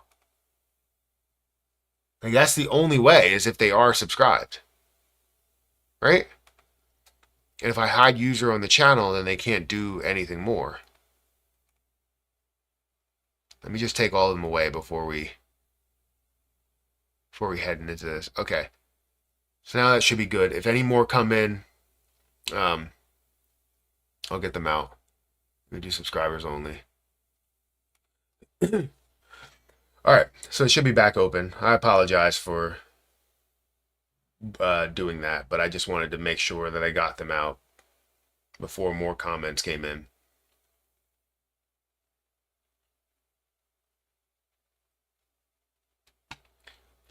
All right, so we got 93 people that are here. Make sure you guys hit the like button if you can. I'm probably going to go get lunch very, very soon. Did you make use of the opportunity in Chrono? Oh, I read that. What's your price prediction on AMP? I don't really have one because I haven't dove into that. That car stuff sounds like a mess. It is a mess. Absolute mess. I've never dealt with anything like that. Well, there was another Mitsubishi dealership with my other brother that we dealt with a problem where the car was supposed to be inspected and it wasn't inspected, and they didn't want to pay for the inspection because the overall cost of like fixing it was like $2,000, but then we found somebody else that was going to fix it for like $600, so they paid for it eventually. But we went through multiple days where we were trying to return the car, And they were like, no, we can't return the car because you bought it and it's your fault now. It's your issue now. You have to deal with the car. And I'm like, y'all are crazy. So Mitsubishi dealerships are not great. And it seems like New Jersey dealerships adding on an extra, what was it, $7,000 or $8,000 to the overall total, and then putting the tax on top of that when you're advertising it for $29,000 is wild. Wild. They say, oh, well, we advertise it as a wholesale price and we don't include any of those other prices. I'm like, how does that even make sense? You're saying it's $29,000 and then someone gets there and it's $8,000 more and they're like, you know what, that's fine. Perfectly fine with it. As long as you can get my payment down to a lower level, I'm perfectly fine with it. Like, that's dumb. I didn't even pay that much for my car. And you're going to pay that much? Yes, it was a Mercedes, but it was a 2018 Mercedes. And I was just like, this is not worth that. You could buy so many better cars for what a total was, what they showed as $55,000, especially at a 15% interest rate. I was like, what are you talking about? So I'm getting that refinance for him through his bank, which he should have done to begin with. But honestly, he shouldn't even got that car. There's so many better cars. So many better cars. Good morning, Matt. Haven't been able to catch the show in a while. Do you own any Zebec? Is that the position we were just talking about earlier, which is BCN? Zebec Network? I don't own any of it. Where is it even on? It's on Solana. I don't own any of it. I'm not, and even if I did see an opportunity today, I'm not buying any new crypto. I mentioned that I'm done buying cryptocurrency. If I do buy anything, it's always through BTCC, where this platform gives me my leverage trading platform, and I can make moves if I wanted to on this platform. So, and it's going to be short-term moves, never anything that's like super long-term, you know? That's just the way I roll. Now, the last couple of months, I've been tired of just spending more and more money on cryptocurrency because I'll buy it and I'll hold it for a long period of time, which is okay, but I'm spending money that I kind of should put to the side and just leave over there. So that's what I'm doing with that, right? I have maybe tens of thousands or something like that that's just sitting over in like a rainy day fund where I can utilize it at times instead of throwing all my money into cryptocurrency. That's the mistake that I made kind of the last in bull market into bear market, is I would put money in there that I'm like, all right, I'm holding this for the long term, but in reality, I should have been using a portion of it. I should have taken half of it and put it over there, the other half over here. But I made my moves, and I'm happy with whatever moves I made because it got me to this point where I am today. So, not mad at it at all. Let's look at where things are, because I know things have come back just a little bit in the last hour or so, or 2 hours. But Bitcoin is up by 2.14% today. Ethereum is up by 13%, almost 2,300. I believe it was already at 2,300. You see XRP that's up by 4%. BNB that's up by 2.16%. Solana is up by 6% as well. 7% for Dogecoin, 6% for Cardano. And then you have Tron that's up by 3%. SUI 1.3, 1.4%. Chainlink is about 5%. Avalanche 8%. That's great to see that at $23 or so. I think it has so much more room for growth. Looking at that at a 10x to $96 billion market cap, or a $230 price. That would be fantastic to see. Stellar, I think that has the chance to be worth more than $100 billion market cap, just based on where it is in the market as well as use. XLM is sitting at a $9 billion market cap. Also has that potential chance the same way.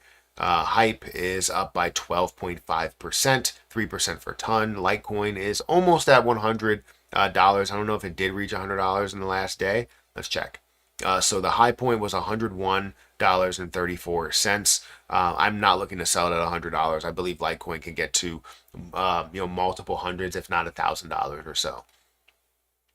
So I'm not doing anything with my Litecoin that I have. I do have 33 that's sitting in my Coinbase wallet, while also looking at 100 plus that's over in my Ledger wallet. I don't plan on doing anything with that. I remember the days when Richie and DJ Trev were moderators here. Yeah, I mean, times change, right? Time goes by. They build their own stuff. They do their own things. They get involved with what they get involved with. And I still see DJ Trev's posts, on X here and there. I don't really ever post on there. I want to try and post a lot more, but I don't know. Sometimes I just don't. But yeah, I remember those days. Gary Fowler. I remember those days. I don't have many moderators that were here before that, and they'll probably come back as I have a hype, a bigger day, more of a hype post than anything, because you have some of those moderators that do eventually come back and members that do come back. I remember I don't have Fire King that's here. Fire King used to show up constantly, but I don't live stream as much as I used to, which I want to. It's just it takes a lot of time out of the day to where I feel like I don't get anything done at home. And maybe that's the point, right? Maybe that's the point is to work and to continue to work rather than look at your I started a new poll. Did you hit the like button? Option 1, yes. Option 2, no. I didn't start the new poll. It's been there for a long time. But yeah, I remember those days. Where do you see Polygon in the next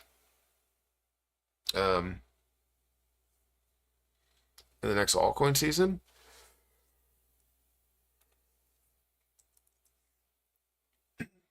Like previously Matic, where do I see Polygon?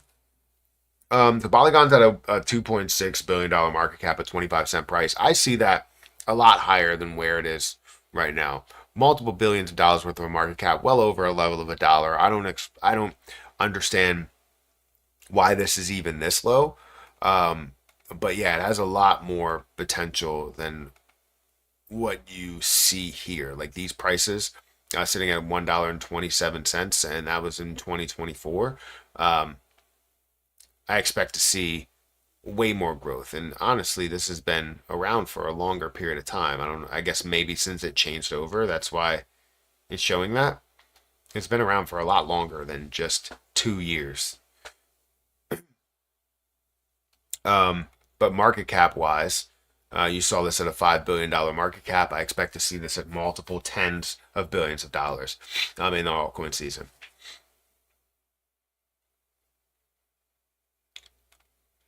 The Bitcoin potential is enormous, like XRP. Please pay attention to Zebec Coin.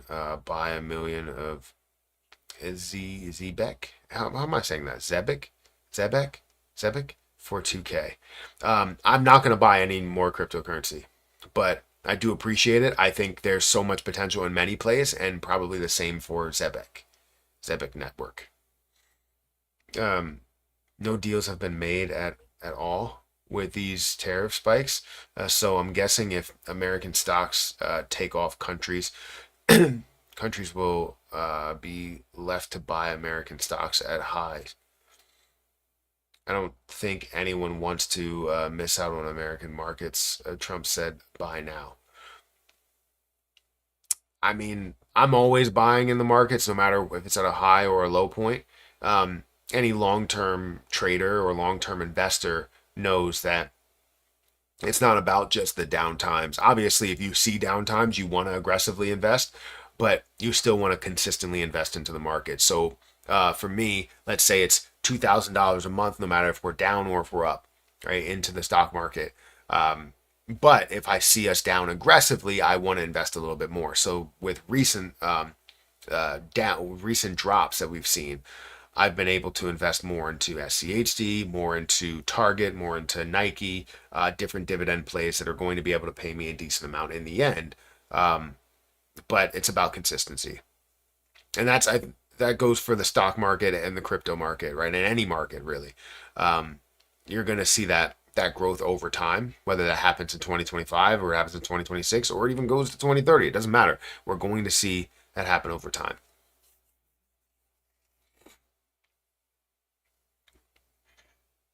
Let's see what's moving the most.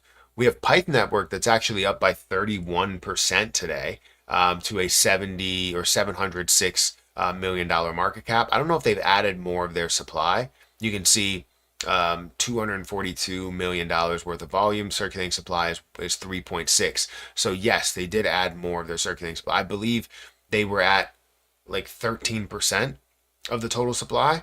So they did add more of that supply. And while you see the price that's rising up to 20 cents, you still saw that price to fall down heavily, from 40 cents down to that level of 10 or 9 cents or so. And we're talking about different market caps. Even though the price is dropping by so much, the price goes from $1 all the way down here to 24 cents up to 50 cents, back down to 9 cents, and then up to 19 cents where it currently stands. If you see the dilution chart, while that same time period, which was March 17th, March 17th is right here, sitting at a $1.6 billion market cap.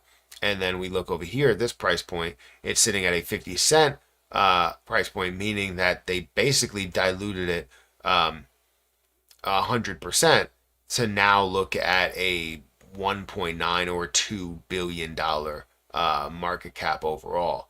So, or $1.91 billion market cap while you're sitting at a 50 cent price point. So basically adding the supply that's there, and you'll see that consistently added with only 32% of the supply, 36% of the supply that's out there. So yeah, I think it's great to see some growth, and Python Network is up by 31%, but there's still some dilution left on the table.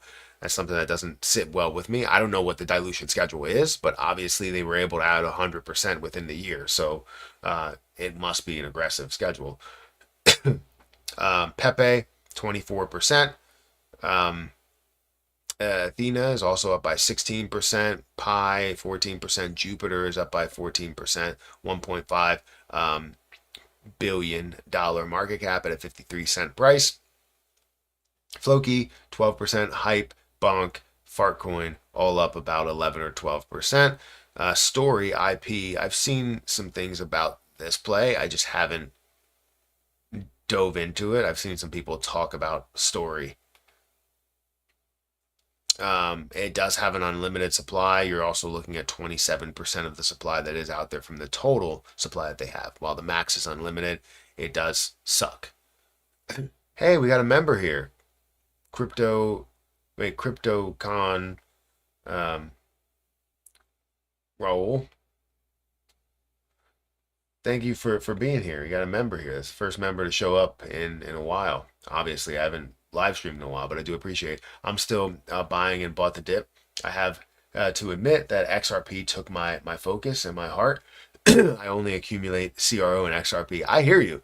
You look at the plays that are in front of you, and those plays that are moving, they feel the best to be a part of because of the hype and attention that's there.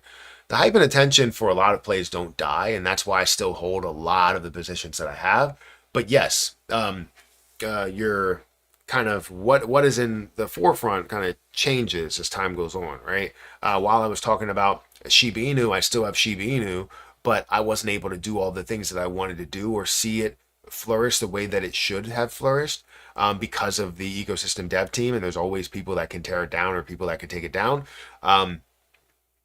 So I don't have as much as I had before. I don't have as many videos as I've had before, right? For Terra Luna Classic, still love Terra Luna Classic, still want to consistently make videos for it, but it just doesn't have the same level of hype as of or what it did before. But as you see the FOMO that comes in, that hype just comes right back into there. Now for XRP and JasmyCoin, both of those are plays that are now moves that have already grown by hundreds of percent. You see JasmyCoin that has grown by multiple hundreds of percent. It was like 400, 500. XRP that's up by like 300 or 400% from the low points that we were at. So you can just call me Raul. Yeah, I figure. I just wanted to say the whole thing there because I appreciate the member coming through. Can you see XRP at $25? I can see XRP at $25. I think I'm pushing for more, short term plays or more lower realistic plays for a lot of the people that want to see some of the realistic like stock market type of games, stock market type of gains. So that's why I always look for the $5, $10 mark, before I'm looking for that $25 price. But I see a $100 XRP happening. And depending on getting above that depends on many other things that get implemented. But just by standard hype, attention, use case, utility, all of the things that's there.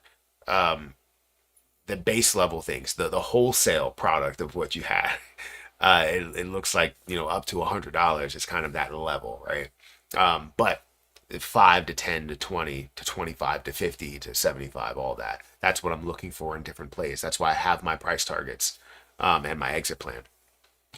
All right, so we got about 10 minutes, and then I'm gonna go get some lunch or something. But we've been on here for 2 hours. I do appreciate everybody being here, and any members that come through, any subscribers. I appreciate all of you for being a part of this live stream. My voice is starting to go out a little bit. XDC to $400. What price would that be at $400? That sounds crazy. It depends. Because XDC currently is at a $1.22 billion market cap. If you multiply that by 100, you're looking at a $7 price point, $7.80 price point. If you got up to a $122 billion market cap. I don't know if I necessarily see that getting to $400, but the love for it doesn't go unnoticed. I think XDC is going to be very popular. I don't invest into it. I think it's going to have tremendous growth, but I don't, I don't invest into or haven't invested into it. Same thing for XLM. I'm an XRP person.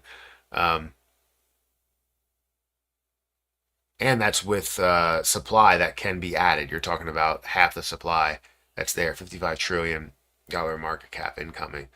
For XRP, it would be a $5 trillion market cap for a $100 price point at these levels.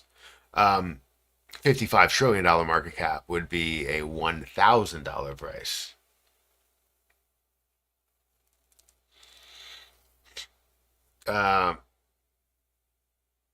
You still own Terra Luna Classic. I have 6 million and stake it at Cryptonomy and a long-term staking. I will get back 8 million. So yes, I still have Terra Luna Classic. I still have 54 million. It's over on Kraken. I don't have it on the station wallet. I feel like the validators kind of just piss me off because they follow what the norm is rather than go with what they feel. If someone feels, we need to recover this chain and this is the way we should go, they end up going the opposite way because of the person that's louder, right? I want to see burns that are happening. I want to see consistent burns that are happening. I want to see exchanges that are looking to burn Terra Luna Classic. In these down times, this would be the perfect time to see volume, to see attention, to see all of that stuff, plus the burns that are happening for these exchanges and for Terra Luna Classic. But the fact that we can't even get that done, that's what really bothers me, right? People that are loud don't believe in burns. But burning is not a way to create a utility. Burning is not the utility. Burning is the survival tactic. It's like if you're trying to survive, you rationalize things or whatever. You have certain bits of food that you're looking to survive with, so you share that food across, right? Or you don't share the food across. What do you feel is necessary? Let other people die just so that you can you can live on or whatever, right? But the point is that the overall thing needs to live on. And I don't think that's necessarily the right way to kind of compare that. But the point is that we need to burn off some of the coins in order to kind of grow this to the next level, or get it back to what it once was, recover it to what it once was. So if we have exchanges that are looking to take that sacrifice, and people in doing these transactions that are looking to take that sacrifice, as well as people that currently hold Terra Luna Classic to take that sacrifice, then that means the world, right? And even if, right, you are taking that sacrifice with every transaction that you do. So let's say Kraken decided to implement a 10%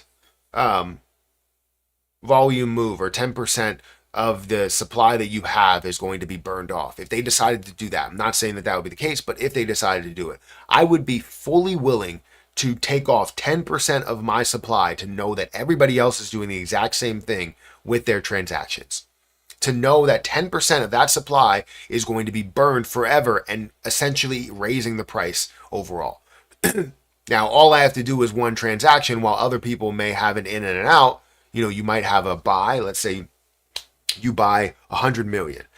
10 million Terra Luna Classic will go towards being burned. That's one transaction that you have. Now you have 90 million sitting in there. Now, when you do that transaction in the end, and Terra Luna Classic can now get to a level of $1, right? You take out another 10% of what you have there. It does get to $1. You're taking out $10 million. That sounds horrible, but you're also getting 80 million, right? So the people that don't understand how this can massively impact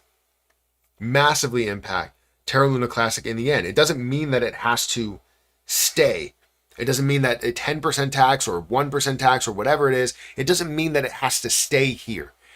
Once you reach a level of survival, once you reach that level to where you know you can have that impact to get Terra Luna Classic to $1, USTC repeg to $1 as well, Terra Luna Classic finding ways to reach $2, $3, $4, $5, $6, $7, $8, $9, $10, whatever.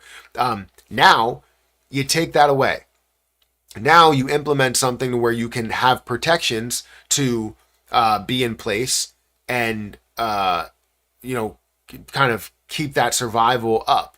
So while you have the algorithm back in place, while USTC is protecting Terra Luna Classic, or Terra Luna Classic is protecting USTC from getting repegged, if something aggressive happens, you have that backup plan to aggressively impact that. Then you can find a way to build that reserve again. Every time the reserve gets diminished, you would find a way to replenish it throughout the community that currently holds it.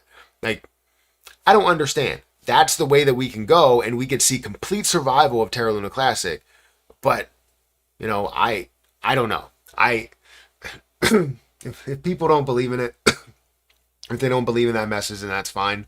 We'll see the survival, we'll see the movement, but it's going to be less about the recovery and the survival and restoring, and more about just gains. And I don't want that to be the case. I want it to be more than just gains. That's what I predict for XRP price, $1,000 XRP. Had a big run, and I feel a boom coming when the lawsuit is over.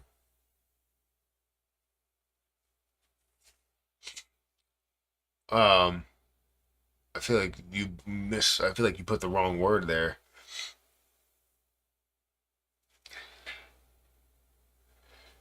I don't know if that's an M. Doesn't look like an M. Thanks for your videos and your thoughts on the market. Love you, bro. Everything you have done in this channel. Payoff soon will come. Will you still be around once CRO and XRP make you a millionaire? So, honestly, I already am. But, well, it fluctuates at this point. But the point is that I will still be around constantly, no matter how much money I make. If I make $75 million, one, I want to be able to do something with that money, right? And it's not about just where I'm investing it, because I talked about this in one of my last videos. It's not about where I'm investing it. It's more about like what I can do for other people. And I would absolutely love to be able to record and do things for other people, kind of like a Mr. Beast style video, but not like the ones where it's like, oh, keep your hand in the middle and you get $1,000 or something. That would be cool to do and record. But it's more about like just giving, more about like his philanthropy work. Like his philanthropy work, I feel like is amazing, and I just want to help out people in my community. And I think if more people find a way to do that, then more communities can thrive. So when XRP does run to massive levels and I'm making multiple millions of dollars, after I secure kind of the family's wealth, potential wealth and future wealth and the growth and all that stuff, after I secure that stuff, everything else is going towards, I can't say it, philanthropy work. Donating to shelters and even my previous colleges and stuff like that, just to help people out. And I'm talking about people that maybe can't pay for their student loans, and I would go to like some of the places that I went to. I went to Thaddeus Stevens. Thaddeus Stevens pretty much is virtually free for anybody who really can't afford it. If you have a way to fill out a FAFSA and all that stuff, most of it is covered. You just don't have your books and all that stuff covered, which is usually not a crazy cost compared to the actual tuition. But then when I went to Central Penn, that is a private college, and none of that was covered, so I ended up getting about $24,000 in student loans, which is not horrible for dual bachelor's degrees. Wasn't bad. But then my master's program was horrible on top of that, because that was like $50,000, even while having a portion of it covered by my job. So I just want to do so much more for people. That's my plan, is to do more and more for everyone. And I honestly don't know exactly what I will do, but as soon as I have the money will be put aside, and I will do a lot for everyone. Not only to lower the tax burden, but to just do for people. Right? So many people need that kind of push. And sometimes when people believe in you, that could be all the push that you need. And when they show that they believe in you, they show that they'll invest into you. That's all you need.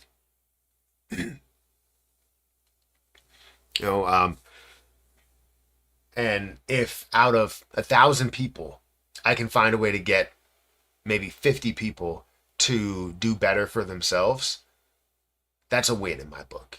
I don't expect everybody that's going to accept assistance to do better for themselves with the money that they receive. I would love for that to happen, but it won't be the case. But there may be a portion of it where people are like, I should do better for myself. This person believes in me. These people believe in me. These people want to see me succeed.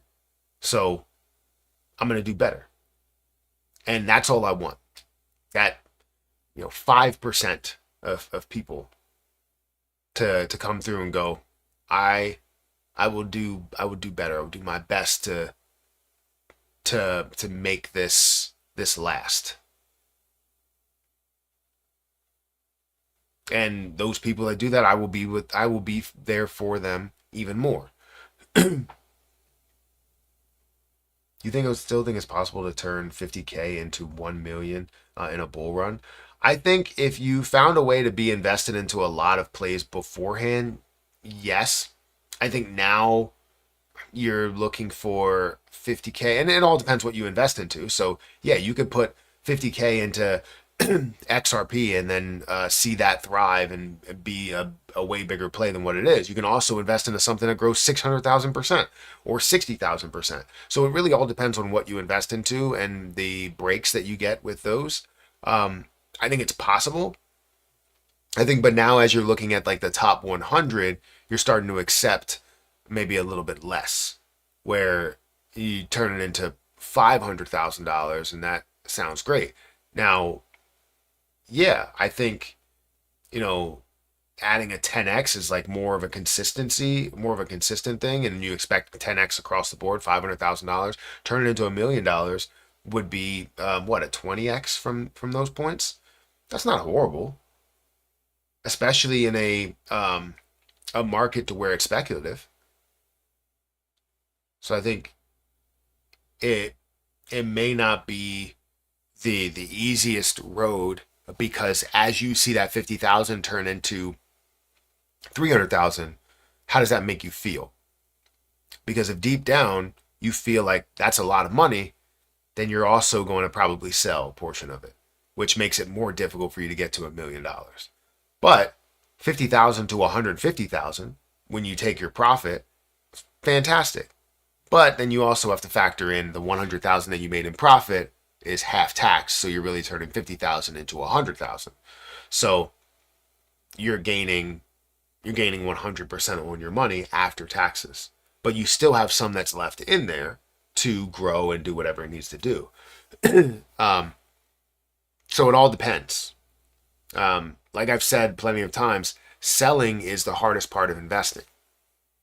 Buying the actual position, not difficult at all. You can find a bad place to buy, a good place to buy, but you still bought the position. Selling the position is very difficult. If someone's down aggressively, they're not willing to cut that loss. It's like telling yourself, I have to cut my arm off to save my body. It's hard to do. You know that you have to live without an arm. Is there a way that you can survive with that arm? Is there a way that you can survive in this moment with that arm? And the longer you think about it, the more chances that it gets to another part of your body. And now you have to cut off your leg. Now you have to cut off, your other leg, and you become a triple amputee. The point is that the longer you wait for those things to happen, the more likely that you're going to bleed, if that makes sense. Or the more likely that you're going to lose. Now, the issue is that it depends on how long you're looking to be in the market, right? Because if you're looking to just gain quick gains in the market, you don't want to bleed anything. You want to make sure that you're gaining as quickly as possible. If it's long term, you can spare a few years and let it live out its life. It could be a negative time, it could be a positive time, but let it live out its life. And then there's also the issue of selling at a higher point. Because let's say XRP gets to $5 or it gets to $10. You know what? Let's even go more aggressive. It gets to $100 per coin. And you have 5,000 XRP, which would give you $500,000 at that moment. You look at it and you go, I shouldn't sell this. I should hold on until we get to 100,000. Well, then it gets to $200, and now you have $1 million in your possession, because you had 5,000 XRP. It's multiplied by 200, $1 million in your possession, and now you're seeing more information that's telling you that it's not going above that $200, but you in your mind were like, it's going to $1,000, so you decide to hold on. And it doesn't go to a level of 1,000, it drops down to 150. And now you're still holding out because you're waiting for it to get back up to 200, back up to 300 or whatever. Let me get back up to the price level that I was at, back up to $1 million, and I'm good. It doesn't get back there, and it goes down to 120. Well, that's the issue that you deal with is, when do you sell? When will you be happy to sell? And most people won't if they see it get to a certain price and they're like, I just wanted to get back to that price. If it gets back to that price, I'll sell everything. But then it gets back to that price and you don't sell it. And then it starts to drop again. And then you're like, man, you know what? It did it the first time. It's going to get back to that price. So it's so tricky. It's so difficult. But we all deal with it.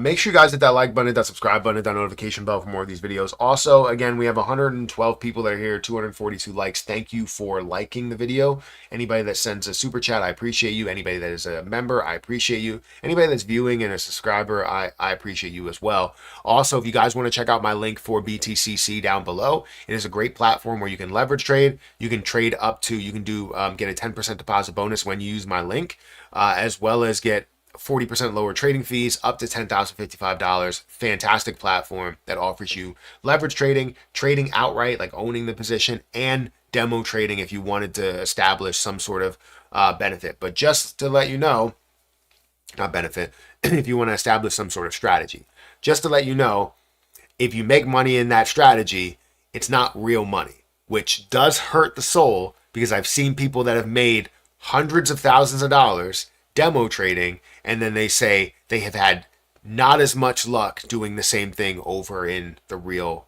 market. And because the whole reason is because they're trying to create that same strategy that they just did, when in reality it was a little bit of a risky move to begin with. So know that it's going to be a lot different. Make sure you take the demo trading side of it seriously and you invest what you would typically invest. Don't put $100,000 into one play and go, what am I going to make from here? No, that's not going to work out. And you also don't have $100,000 to just throw into any single play. So make sure it's realistic. But yeah, check it out. Link is at the top of the description, is at the top of the chat as well. But I got to get out of here. I got to make myself some lunch. And we'll try and hop on a little bit more as the days go on. But like I said, I'm going to get out of here. And I'll catch you in the next one. Make sure you guys check out my sports media channel as well. I'm looking to grow that quite a bit, where I play sports here and there, but I'm not a pro athlete. I'm just playing sports, whether it's golf, basketball, whatever it is. And also I'm showing Harper's progress and her playing basketball and going through practice with her and doing shots and all that stuff. So feel free to check it out. It's Perry Sports Media. So just look it up and you'll find I have a lot of golf videos over there, but I'm looking to add more to the package.